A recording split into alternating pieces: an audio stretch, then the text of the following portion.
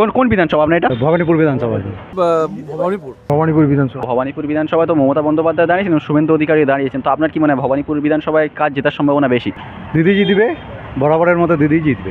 জনগণের ভরসা মমতা ব্যানার্জি, আর কিছুই না। মমতা ব্যানার্জির সম্ভাবনাই বেশি। ভবানীপুরে একমাত্র দিদি, আবার কে?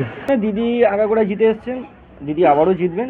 অবভিয়াসলি মমতা বন্দ্যোপাধ্যায়, মমতা ব্যানার্জি কে।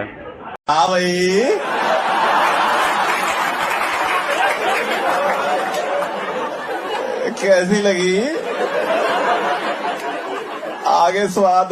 দিদিকে নাকি পাওয়া যায় না, এরকম একটা অভিযোগ দেয় বিরোধীদের কে বলেছে? দিদি আমার ছেলের চাকরি, আমার নিজের ডাক্তার, মেডিকেল সব কিছু করিয়েছে। আমি মরে যাচ্ছিলাম, আজকে দিদি আর ববিদা যদি না থাকতো আমি বাঁচতাম। সবকিছুতেই উনিকে আমাদের পাওয়া যায়। যখন আমফান ঝড় হয় তখনও উনি আমাদের পাশে দাঁড়িয়েছে, যখন আমাদের এখানে দুর্ঘটনা, যে কোনো দুর্ঘটনায় উনি আমাদের পাশে এসে দাঁড়ায়, যে কোনো ওয়ার্ড অফিসে কোনো সমস্যায় গেলে সাধারণ মানুষের পাশে থাকে।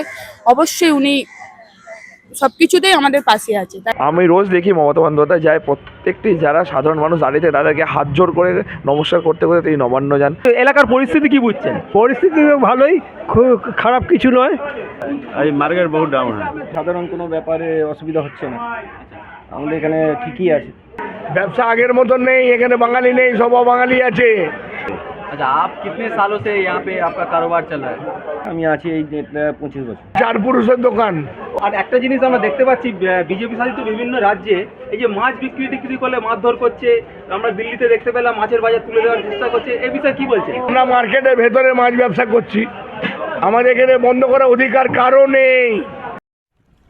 रोम रोम भाइयों, सिस्टम पार देंगे, सिस्टम पार देंगे। तो मछली खाने वाला खाइबे करेगा, इसका कोई फर्क नहीं पड़ेगा।